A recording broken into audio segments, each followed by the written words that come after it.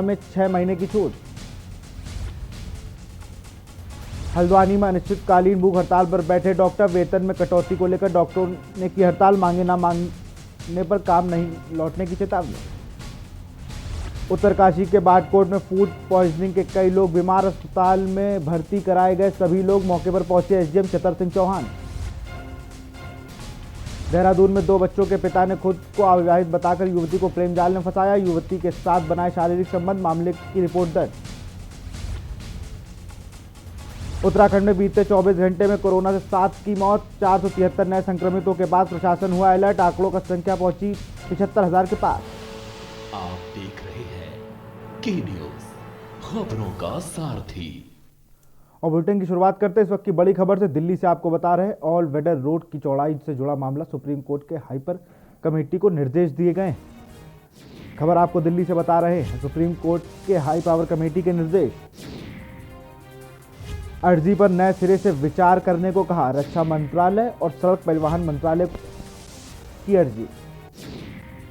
खबर आपको दिल्ली से बता रहे हैं, जहां ऑल वेदर रोड चौड़ीकरण से जुड़ा मामला बता रहे हैं आपको, जहां पर सुप्रीम कोर्ट की हाई पावर कमेटी ने को निर्देश दिया है, अर्जी पर नए सिरे से विचार करने को कहा। रक्षा मंत्रालय और सड़क परिवहन मंत्रालय की अर्जी। खबर आपको दिल्ली से बता रहे हैं, ऑल वेदर रोड की चौड़ीकरण से जुड़ा है मामला, जहां पर सुप्रीम कोर्ट ने हाई पावर कमेटी के निर्देश, अर्जी पर नए सिरे से विचार करने को कहा।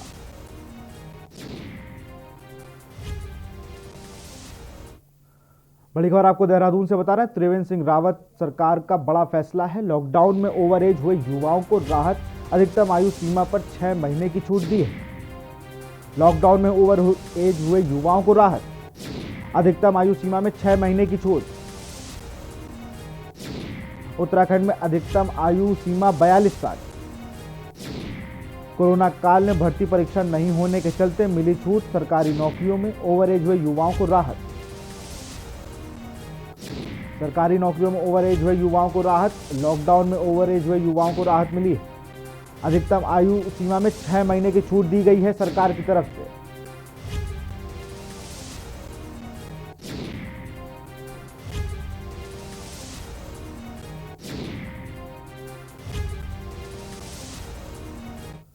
और इसी बीच उत्तर प्रदेश के महोबा से बड़ी खबर आ रही है, जहां बोरवेल में 7 वर्षीय बच्चे के गिर गया है और उसका रेस्क्यू चालू है।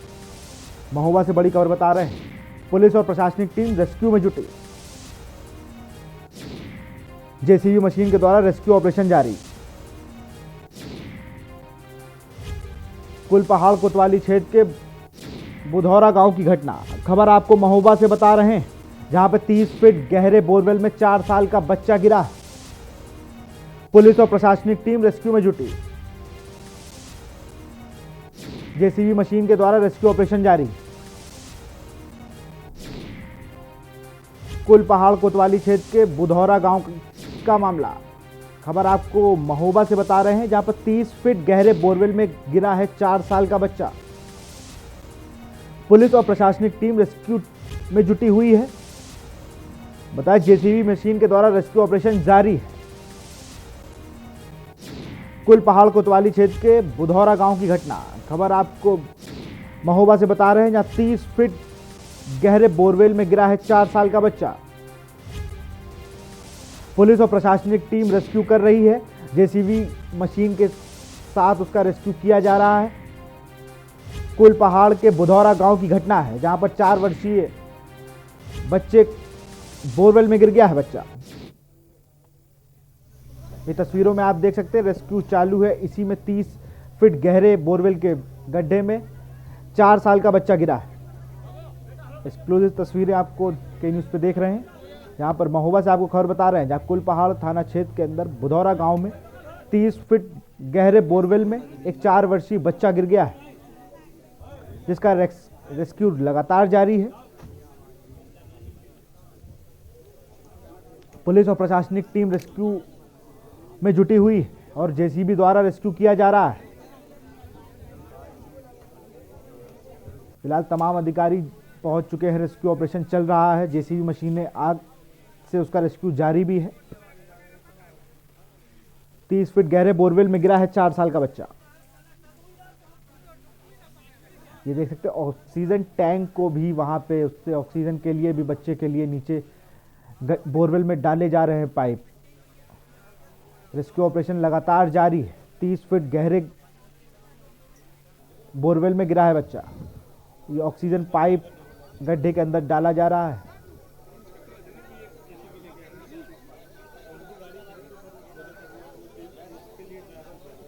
खबर आपको महोबा से बता रहे हैं, 30 फीट गहरे बोरवेल में गिरा है 4 साल का बच्चा। पुलिस और प्रशासनिक टीम रेस्क्यू में जुटी हुई है। जेसीबी द्वारा रेस्क्यू किया जा रहा है। इसी गड्ढे में 4 वर्षीय बच्चा जो है वो 30 फीट गहरा यही गड्ढा है जिसके अंदर वो गिर गया है। फिलहाल जेसीबी से उसके साथ में ही खुदाई की जा रही है, उस गड्ढे से कुछ ही दूर, और रेस्क्यू ऑपरेशन किया जा रहा है। रेस्क्यू ऑपरेशन लगातार जारी है।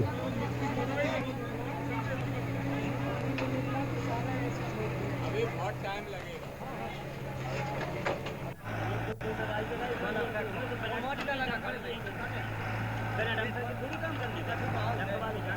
खबर आपको महोबा से बता रहे हैं, जहां पर जेसीबी 30 फीट के गहरे बोरवेल में 4 वर्षीय बच्चा गिर गया है। उसका रेस्क्यू लगातार जारी है। आप देख सकते हैं तस्वीरों में कि जैसे उसको बोरवेल में पहले तो उनको जो लड़का बच्चा गिरा हुआ है उसको ऑक्सीजन का पाइप अंदर डाला गया है और लगातार जेसीबी से उसके साथ ही में गड्ढा खोदा गया है जिससे उसका रेस्क्यू किया जा सके। 30 फीट गहरे गड्ढे में बच्चा गिरा हुआ है। पुलिस और प्रशासनिक टीम रेस्क्यू में जुट गई है।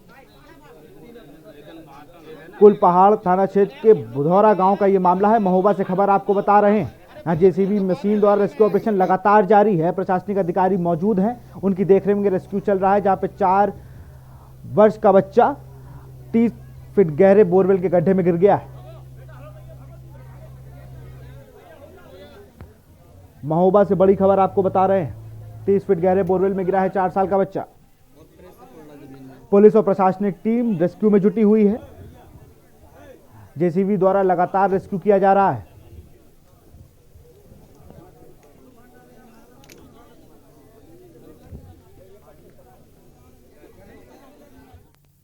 अब देहरादून से आपको बड़ी खबर बता रहे हैं, मंत्री और अधिकारी विवाद में अटकी हैं योजनाएं। खबर आपको देहरादून से बता रहे हैं, मंत्री और अधिकारियों के विवाद में अटकी हैं योजनाएं। महिला विकास की कई योजनाएं अटकी। करीब 400 लोगों का रोजगार लटका। नहीं चाहती रेखा आर्या, सरकार पर नहीं ले पा रही है फैसला। रेखा आर्या के साथ काम नहीं करना चाहते।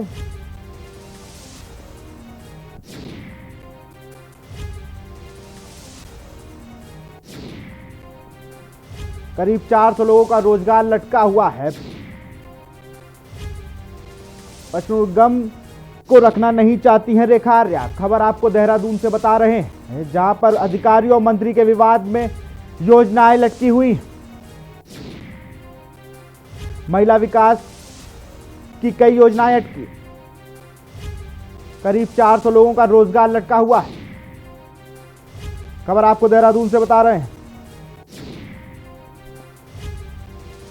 अधिकारी को नहीं रखना चाहती रेखा आर्या। और बड़ी खबर आपको देहरादून से बता रहे हैं, मेयर कार्यकाल में हुए 2 साल वर्ष पूरे होने पर सुनील उनियाल ने गामा का बयान। चुनाव के दौरान किए गए वादे पूरे किए गए। स्वच्छता को लेकर हो रहे सुधार, मेयर ने बयान जारी किया है। 2 साल पूरे होने पर प्रेस कॉन्फ्रेंस की है। स्वच्छता को लेकर हो रहा सुधार, मेयर, उन्होंने प्रेस कॉन्फ्रेंस में ये बातें कही। देहरादून मेयर के कार्यकाल में हुए 2 वर्ष पूरे। मेयर सुनील उनियाल गामा का बयान। प्रेस कॉन्फ्रेंस करके उन्होंने ये बयान दिए। चुनाव के दौरान किए वादे सारे पूरे किए गए। स्वच्छता को लेकर हो रहा सुधार, सभी वार्डों में सही तरीके से काम किया गया।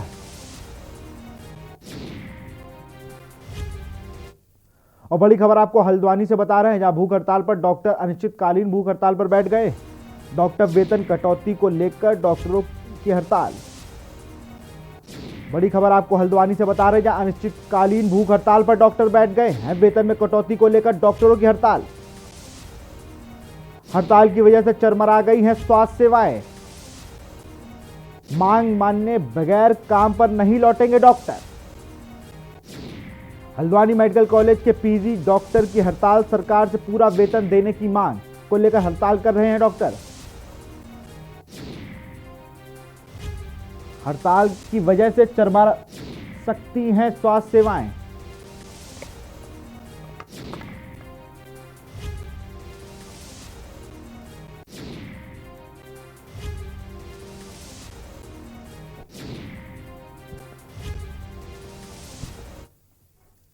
भाजपा के राष्ट्रीय अध्यक्ष उत्तराखंड दौरे न केवल भाजपाइयों के लिए खास है, बल्कि सरकार भी जेपी नड्डा के उत्तराखंड दौरे को लेकर तैयारियों में जुट गई है, जिसको लेकर राष्ट्रीय अध्यक्ष दौरे के दौरान सरकार के भी कामों का हिसाब किताब लेने वाले हैं। आपको बता दें कि इन दिनों जेपी नड्डा के कार्यक्रमों को लेकर संगठन अपनी तैयारियों को लेकर अंतिम रूप दे रही है। जानकारी के अनुसार जेपी नड्डा उत्तराखंड में मंत्रियों की एक बैठक लेने वाले हैं, जिसमें विधायक भी शामिल रहेंगे। बैठक में उत्तराखंड की त्रिवेंद्र सरकार के कामों का भी हिसाब राष्ट्रीय अध्यक्ष लेते हुए दिखाई देंगे। 1.25 साल के बाद चुनाव में जाने वाले हैं। हालांकि भारतीय जनता पार्टी के कार्यकर्ता सजग रहता है, समय समय पर उनको मार्गदर्शन हमारे वरिष्ठतम नेतृत्व करते रहता है, ताकि हर पल हर क्षण वो तैयार रहें। कभी भी कोई चुनाव हो, छोटा हो बड़ा हो, उसकी तैयारी के साथ आप लोग रहें। तो इसी के निमित्त बहुत बड़ा एक संदेश भी यहाँ से जाने वाला है। कार्यकर्ताओं में एक नया जोश आएगा, जो वो कुछ दिशा निर्देश देंगे कार्यकर्ताओं के लिए, उसको फॉलो भी होगा।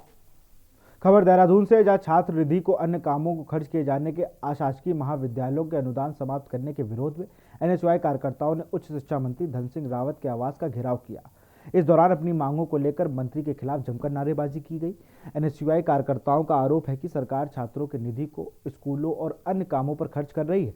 साथ ही अगर मांगे को जल्द से जल्द पूरा नहीं किया गया तो कार्यकर्ता इसका लंबा विरोध करेंगे।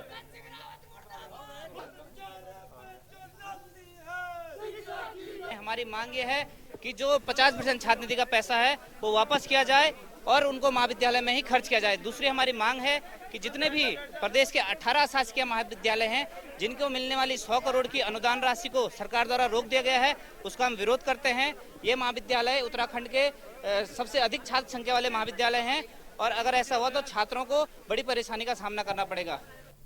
उत्तराखंड के नए डीजीपी अशोक कुमार पद संभालने के बाद से लगातार पुलिस को बेहतर बनाने के प्रयास में लगे हुए हैं। उत्तराखंड पुलिस विभाग के इतिहास में ऐसा पहली बार हुआ है जब पुलिसकर्मियों की समस्याओं को त्वरित निस्तारण के लिए डीजीपी ने दरबार लगाया है। वहीं डीजीपी अशोक कुमार के नेतृत्व में ही पुलिस लाइन देहरादून में सम्मेलन का आयोजन किया गया। इस सम्मेलन में 200 से अधिक पुलिसकर्मी मौजूद रहे। वहीं डीजीपी ने कहा कि यह हमारा कर्तव्य है कि पीड़ित की समस्याएं सुनकर उनकी मदद की जाए, साथ ही दोषी के खिलाफ दंडात्मक कार्रवाई की जाए।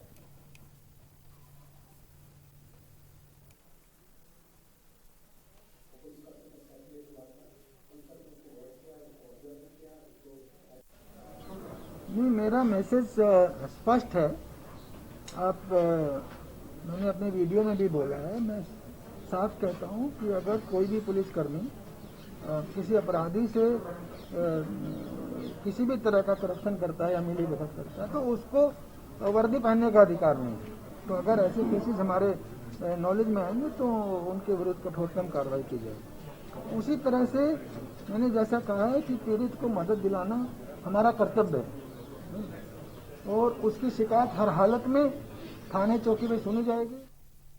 उत्तराखंड में डीजीपी पद संभालने के बाद अशोक कुमार अपने पूरे परिवार के साथ हरिद्वार पहुंचे और मां गंगा की पूजा अर्चना की। गंगा आरती में शामिल हुए डीजीपी अशोक कुमार ने पहले मेला नियंत्रण भवन, सीसीआर में कुंभ मेले और हरिद्वार में कानून व्यवस्था को लेकर बैठक की। बैठक में कुंभ मेले के आईजी संजय गुंजयाल, गढ़वाल आईजी अभिनव कुमार सहित मेले और जिले के तमाम आला अधिकारी मौजूद रहे। डीजीपी अशोक कुमार ने कुंभ मेले की सुरक्षा और हरिद्वार में अपराध को कंट्रोल करने को लेकर पुलिस अधिकारियों को दिशा निर्देश दिए। डीजीपी अशोक कुमार का कहना है कि डीजीपी बने मेरा पहला दिन है, इसलिए आज मैंने कुंभ मेले के कार्यों की समीक्षा की और मां गंगा की आरती में भाग लेकर मां का आशीर्वाद लिया।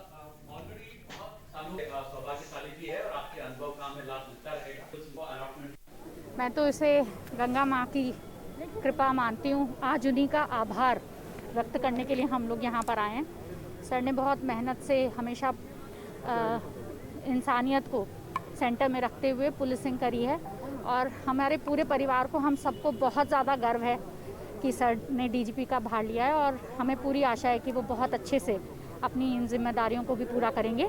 नहीं, आज हमने ज्वाइन किया है, आज मेरा पहला दिन है डीजीपी के रूप में, इसलिए मैंने आकर के यहाँ कुंभ की तैयारियों की समीक्षा की और माँ गंगा जी की आरती में आकर के माँ गंगा जी से आशीर्वाद लिया और हरिद्वार और प्रदेश सुरक्षित रहे, ये मैंने कामना की। तैयारियां आज हमने पूरी समीक्षा की और कोरोना क्या करवट बदलता है, रेस्ट्रिक्शन सरकार के कितने रहते हैं। कुंभ मेले की तैयारी को लेकर गुरुवार को सूबे के मुख्यमंत्री त्रिवेंद्र सिंह रावत निरीक्षण करने के लिए मैंगलोर के नारसन बॉर्डर पर पहुंचकर कुंभ मेले की तैयारियों का मुख्यमंत्री निरीक्षण करेंगे। मुख्यमंत्री के निरीक्षण को लेकर जिलाधिकारी हरिद्वार आज नारसन बॉर्डर पर पहुंचे और मुख्यमंत्री के आगमन की तैयारी को लेकर नारसन बॉर्डर का निरीक्षण कर अधिकारियों को दिशा निर्देश दिए। उत्तराखंड में प्रवेश करने वाले सभी यात्रियों की थर्मल स्कैनिंग कर कोरोना जांच को लेकर भी विचार किया जाएगा।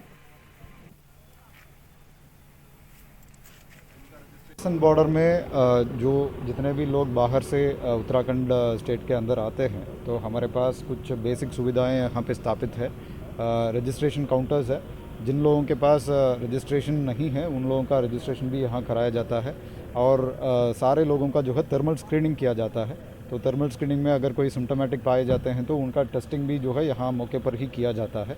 तो इस प्रकार का एक सुविधाएं जो है यहाँ पे पूरा बना हुआ है।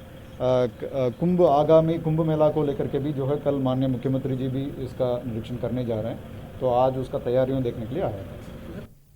यहाँ रुकते एक छोटे से ब्रेक के लिए, जल्द हाजिर होंगे।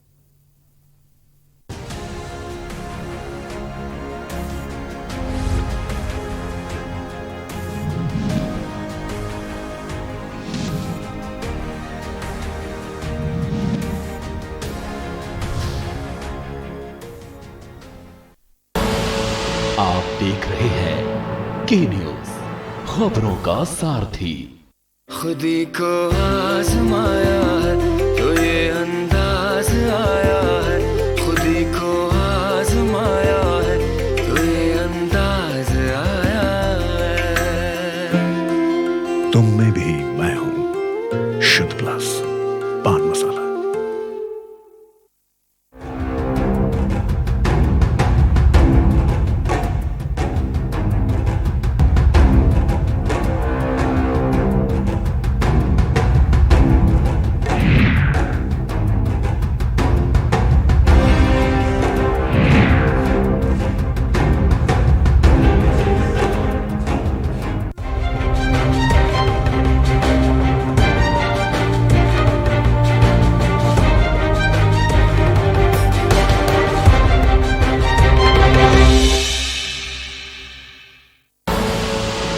देख रहे हैं के न्यूज, खबरों का सारथी।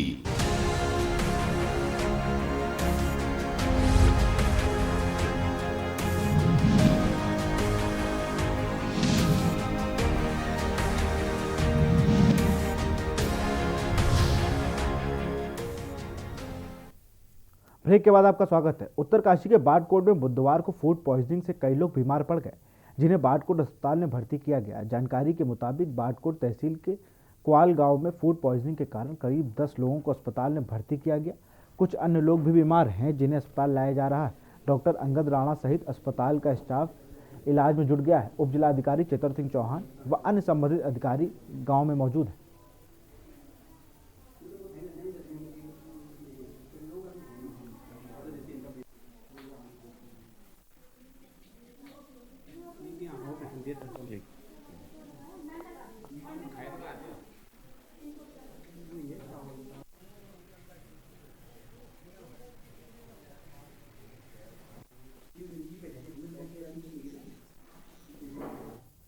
मिनी स्विट्जरलैंड से प्रसिद्ध पर्यटक स्थल चोपटा और तुंगनाथ में पर्यटकों की भरमार लगी हुई है।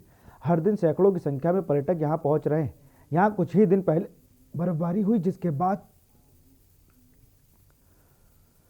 स्थल में 4 चांद लग गए हैं। वैसे दिसंबर के तीसरे सप्ताह में इस क्षेत्र की ज्यादा बर्फबारी होती है।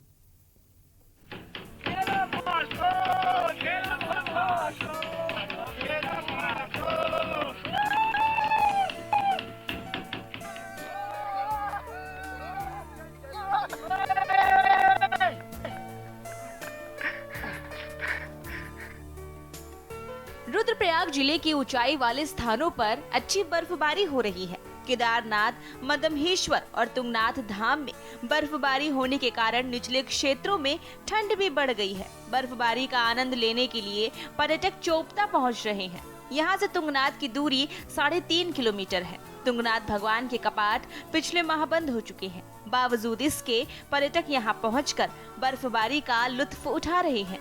साथ ही बर्फबारी में नृत्य भी कर रहे हैं। मिनी स्विट्जरलैंड के नाम से जाना जाने वाला पर्यटक स्थल चोपता में इस बार अच्छे से अच्छी बर्फबारी हो रही है। क्षेत्र में लगभग 2 से 3 फीट के करीब बर्फ जमी हुई है, जिसमें इन दिनों देश के विभिन्न जगहों से बड़ी संख्या में पर्यटक बर्फ का लुत्फ उठाने चोपता पहुंच रहे हैं। जिले में पर्यटन की अपार संभावनाएं तो मौजूद हैं, लेकिन सरकारों की ओर से इन पर्यटक स्थलों को संवारने के लिए कोई ठोस पहल नहीं की गई है। प्रसिद्ध पर्यटक चोपता क्षेत्र सेंचुरी एरिया में आने से आज तक यहाँ विद्युतीकरण नहीं हो सका है। इससे देश विदेश से घूमने पहुंच रहे पर्यटकों को खासी दिक्कतों का सामना करना पड़ रहा है। ऊर्जा निगम ने क्षेत्र को विद्युतीकरण करने के लिए कई बार भारत सरकार को प्रस्ताव भेजा, लेकिन अभी तक क्षेत्र का विद्युतीकरण नहीं हो सका है। इसके अलावा क्षेत्र में सार्वजनिक शौचालय की भी कोई व्यवस्था नहीं है। मिनी स्विट्जरलैंड चोपता में मूलभूत सुविधाओं के नाम पर सरकार व्यवस्थाएं नहीं जुटा पा रही है। चोपता दुगलबिट्टा में बना गढ़वाल मंडल विकास निगम का गेस्ट हाउस भी खंडहर में तब्दील हो गया है। इसके लिए भी सरकार और शासन प्रशासन की ओर से कोई ठोस कदम नहीं उठाए गए हैं। हमारी भी बहुत ही शानदार और इतना अच्छा मौसम था उस समय कि पर्यटकों के लिए बहुत ही शानदार था। और अगर वहाँ पे जरा लाइटिंग की व्यवस्था और दूरसंचार सुविधा की व्यवस्था हो जाती तो वो हमारे उत्तराखंड के लिए स्वर्णिम स्थल हो जाता वो। बता दें, हर साल लाखों की संख्या में पर्यटक चोपता पहुंचते हैं। तृतीय केदार तुंगनाथ मंदिर के निकट व केदारनाथ और बद्रीनाथ यात्रा मार्ग का मुख्य पड़ाव होने के कारण यहाँ तीर्थ यात्रियों का तांता भी लगा रहता है। बावजूद इसके अभी तक इस स्थान पर एक स्थायी शौचालय तक की कोई व्यवस्था नहीं हो पाई है। चोपता में एक भी सफाई कर्मचारी मौजूद नहीं है। सरकार से यही चाहते हैं कि यहाँ पे जो हमारे तुंगनाथ का स्थल है, जो ये पर्यटक स्थल है, इसका विकास करने के लिए इसको उत्तराखंड देश विदेश स्तर पर इसको लाया जाए और यहाँ पे दूरसंचार की अच्छी सुविधाएं मुहैया करवाई जाए और साथ ही लाइटिंग व्यवस्था भी वहाँ पे मुहैया करवाई। वहीं पर्यटन मंत्री सतपाल महाराज ने भी क्या कुछ कहा, ये भी सुनिए।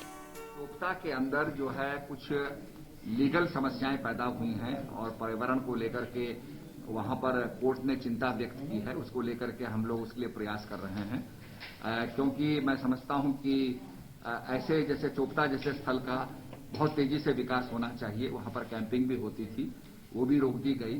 तो निश्चित रूप में हम कोर्ट में जाकर के कोर्ट को बताएंगे कि हमारे जो रमणीय स्थल हैं इस प्रकार से उनमें रोक नहीं लगनी चाहिए, उनका विकास होना चाहिए।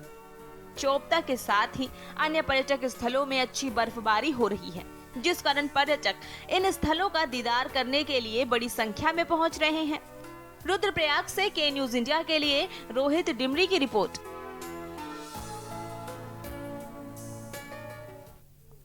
खबर शामली जनपद के झिंझाना थाना क्षेत्र के गांव गागोर के पास शामली रोड से है, जहां पर एक युवक की गोली मारकर हत्या कर दी गई। आरोपियों ने मृतक की कनपट्टी पर गोली से मारकर हत्या कर दी। मृतक युवक झिंझाना कस्बे के रहने वाला है, जिसकी पहचान राजकुमार शर्मा पुत्र किशनपाल शर्मा के रूप में हुई है। मृतक अपनी पहचान वाले गौरव की गाड़ी पर चालक का कार्य करता था और निजी टैक्सी के रूप में गाड़ी चलाता था। घटना की सूचना मिलते ही पुलिस मौके पर पहुंची और शव को कब्जे में लेकर डॉग स्क्वाड की मदद से आगे की कानूनी कार्रवाई शुरू कर दी। वहीं इस मामले में पुलिस अधिकारी का कहना है कि झिंझाना थाना क्षेत्र के अंतर्गत एक युवक की हत्या हुई है, जिसकी पहचान टैक्सी चालक के रूप में हुई है। पुलिस ने शव को कब्जे में लेकर पोस्टमार्टम के लिए भेज दिया। डॉग स्क्वाड की मदद से आगे की कार्रवाई की जा रही है। 2 आरोपियों की तलाश शुरू कर दी गई।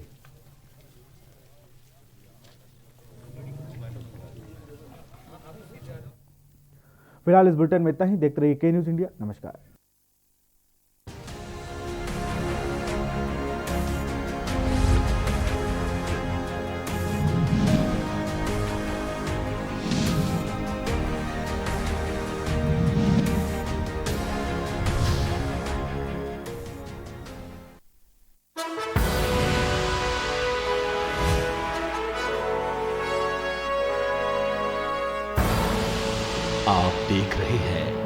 के न्यूज खबरों का सारथी। मस्त है, बड़े मस्त है, टेस्ट में भी लज्जत है। बावर्ची की सोया बड़ी, बावर्ची न्यूट्री सोया बड़ी, और टेस्ट में बड़े मस्त है।